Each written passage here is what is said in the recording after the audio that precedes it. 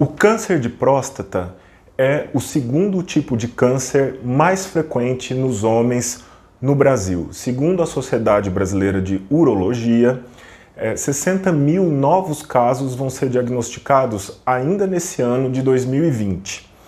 E é uma doença onde ocorre a proliferação das células, né, dessa glândula, que é responsável pela produção do sêmen, do esperma, né, e ela não tem sintomas nas fases iniciais. Isso é muito importante de dizer, por quê? Porque é aí que nós temos a chance de cura. A cura ela pode acontecer quando ocorre um diagnóstico precoce. Nas fases avançadas, sangramentos, sintomas urinários e outros sintomas físicos vão aparecer. Mas por isso que eu destaco aqui, né, o que é o objetivo desse mês Novembro Azul, que é o da detecção do câncer de próstata.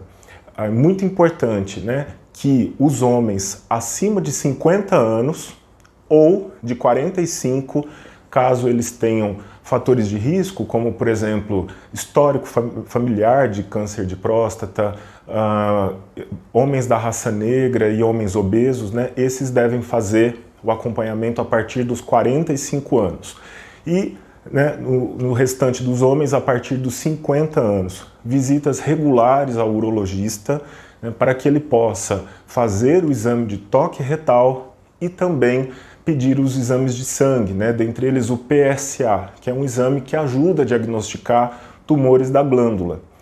Entretanto, 20% dos cânceres de próstata só são diagnosticados pelo toque retal, não pelo exame de sangue. Então, entro aqui na discussão do que significa isso, né, qual que é o impacto disso para a saúde do homem. Existe uma tendência cultural, né, de que os homens eles tenham que sustentar, né, essa macheza, essa força, né, não podem demonstrar vulnerabilidade, não podem receber ajuda, e isso muitas vezes faz com que o homem não vá ao médico, né? Ele tem que dar conta de tudo, ele tem que ser forte, né? Esses imperativos da nossa cultura, né, que tem aí uma raiz histórica, acabam fazendo com que o homem se cuide menos, né, e deixe, né, de diagnosticar doenças ou tratar condições nas fases iniciais, quando ainda há condição de tratamento.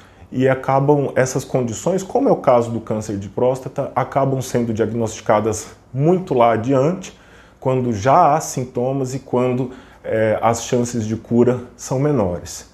Então eu acho que eu queria trazer aqui essa reflexão sobre o impacto que essa masculinidade, que é tóxica para a saúde, pode trazer no sentido de impedir que esse homem receba cuidados em saúde adequadamente. E no caso do câncer de próstata, isso é ainda mais marcante, né, mais gritante, porque se trata de um exame de toque retal, né, que vem acompanhado de uma série de preconceitos, de ideias, né, de medos com relação a se tornar vulnerável, né, a ter o seu corpo invadido, a ter sua masculinidade questionada, né, quantas piadas são feitas sobre isso, né, e acaba se tornando um tabu, né, como se isso pudesse dizer da sexualidade desse homem, como se esse cuidado em saúde pudesse diminuí-lo